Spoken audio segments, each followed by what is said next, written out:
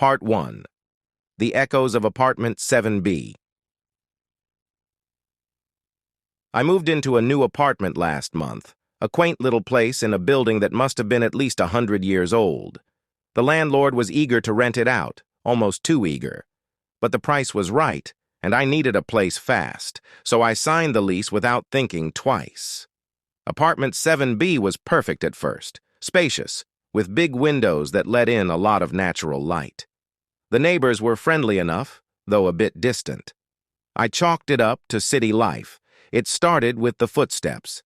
Every night around 3 a.m., I would hear footsteps above me, heavy, deliberate, and always the same path, from one end of the apartment to the other.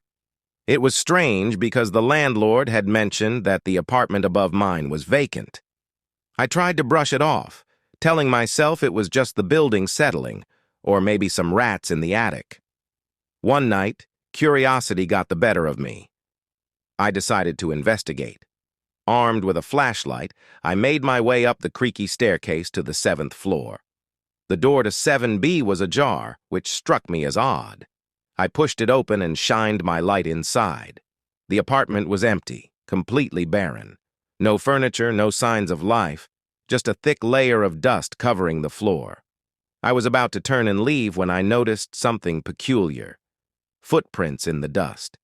They matched the pattern of the footsteps I heard every night. A chill ran down my spine, but I forced myself to follow the footprints. They led to a corner of the living room, where the wall looked strangely discolored. I knocked on it, and to my surprise, it sounded hollow. With trembling hands, I searched for something to pry it open. I found an old, rusted crowbar in the corner and began to work on the wall. After a few minutes, a section of it gave way, revealing a hidden compartment. Inside was a small, leather-bound journal covered in dust. I opened it, and the pages were filled with neat, cramped handwriting. It detailed the life of a man named Henry, who had lived in the building decades ago.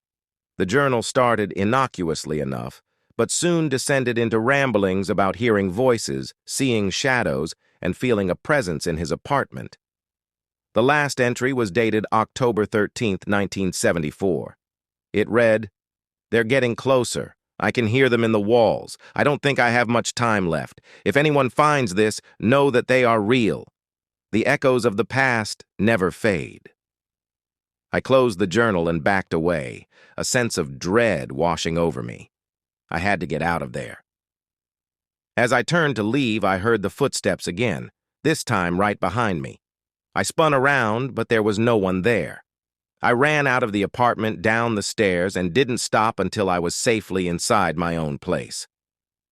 That night, the footsteps were louder than ever, almost deafening. I barely slept. The next morning, I went straight to the landlord and demanded to know the truth about apartment 7B. He sighed and finally admitted that the previous tenant, Henry, had disappeared under mysterious circumstances. No one had lived there since. I moved out the next day. But even now, miles away in my new home, I can still hear the footsteps at 3 a.m. echoing through the walls.